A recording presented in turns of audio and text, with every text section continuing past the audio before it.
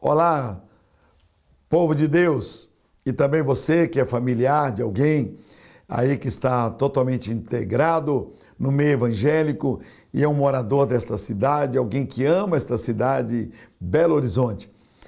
Teremos agora aqui uma palavra do postulante ao cargo de prefeito de Belo Horizonte, que é o Fernando Borja, e ele é nosso convidado do Conselho de Pastores, e eu tenho certeza que você vai poder conhecê-lo um pouco melhor para decidir qual é o melhor para Belo Horizonte. Vamos lá!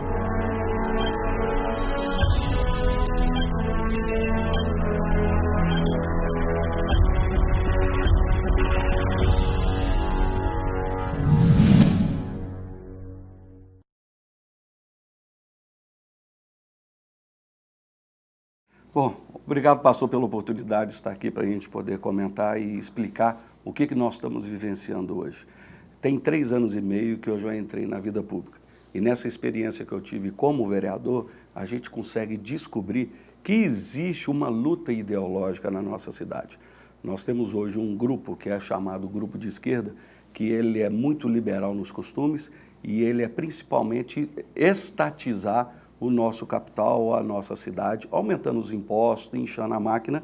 E do outro lado, nós temos um grupo que vem em defesa dos nossos direitos individuais, com relação à educação dos nossos filhos, aos valores morais, principalmente cristãos e judaicos, e o liberalismo econômico que nós temos hoje.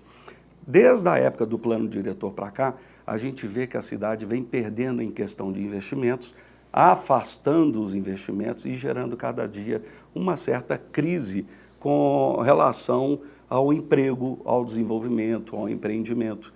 Existe hoje uma grande regulamentação que vem a cada dia ao dificultar tanto o empresário de poder investir, gerar emprego, renda e riqueza, como também no nosso dia a dia, até nas nossas igrejas, com regulamentações cada vez mais apertadas. O nosso desejo é desregulamentar a cidade, é atrair mais investimento, é dar liberdade das pessoas poderem manusear o seu próprio, administrar os seus bens, o seu patrimônio, a liberdade de ir e vir, a liberdade de expressão e principalmente a liberdade ao culto. De alguns anos para cá, pra você ter ideia, nós tivemos alguns eventos oficiais que acabaram, de certa forma, atrapalhando a liberdade de culto. Eles colocaram, às vezes, palcos, barreiras físicas, banheiros químicos em portas de igreja. Então, existe até um regulamento que eu criei para que se respeite um limite mínimo de distanciamento das igrejas para que elas possam ter a liberdade de ir e vir e prestar o culto. Nós acreditamos que Belo Horizonte precisa trazer mais investimento. Nós precisamos fazer essa cidade sorrir de novo, porque, infelizmente, tem aumentado o desemprego, tem aumentado o número da população de rua hoje em dia, que pulou de 2.400 para 9.100. Com a crise que nós estamos vivendo, possivelmente nós podemos ter no ano que vem mais de 40 mil crianças sem escola. Queremos criar um programa de bolsa de estudos para as crianças. Queremos trazer investimento para Belo Horizonte, para que Belo Horizonte possa ter liberdade de novo, de crescimento econômico e principalmente fazer com que a nossa cidade tenha toda a liberdade no meio cristão.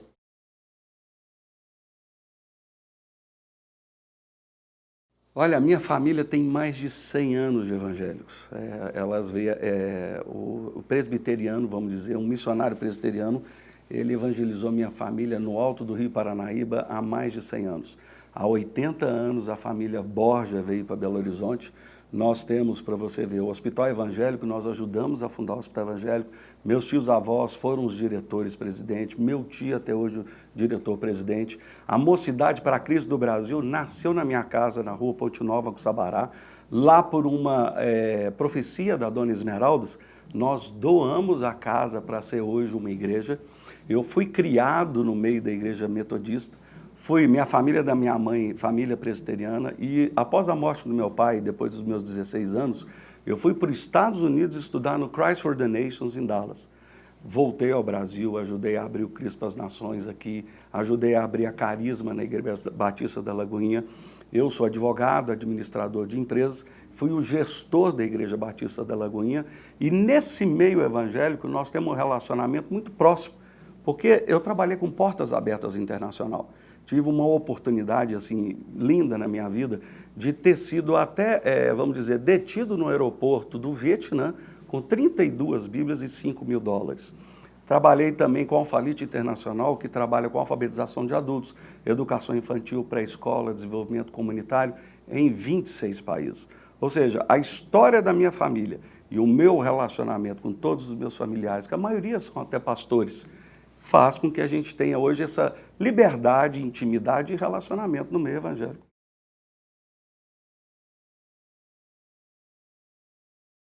É muito interessante que aconteceu agora há pouco tempo, eu consegui, junto com o governo, até a gente um galpão para que a gente pudesse fazer com a Cristolândia um trabalho para retirar das ruas mais de 200 pessoas.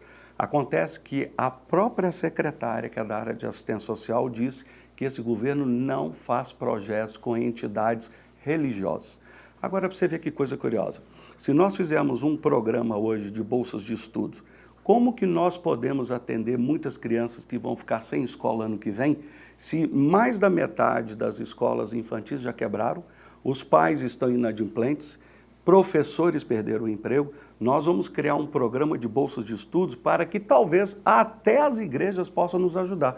Que segunda a sexta-feira, praticamente de manhã e de tarde, nossos espaços físicos de criança e adolescente são vazios. Podemos utilizar isso. Nós precisamos criar uma secretaria de voluntariado. Imagina 3, 4 mil jovens no ano de 2021, junto com o prefeito, pintando escola pública, indo nas praças, ajudando a restaurar as praças, trabalhando com as pessoas que estão nas ruas hoje, morando. Eu acredito que a Igreja do Senhor é a solução da nossa sociedade. Para você ver que em Atos 2, a Bíblia nos ensina que a igreja conquistou a graça na cidade de Jerusalém. Esse é o nosso desejo, fazer com que a igreja dê testemunho e traga Belo Horizonte a conhecer o amor de Deus.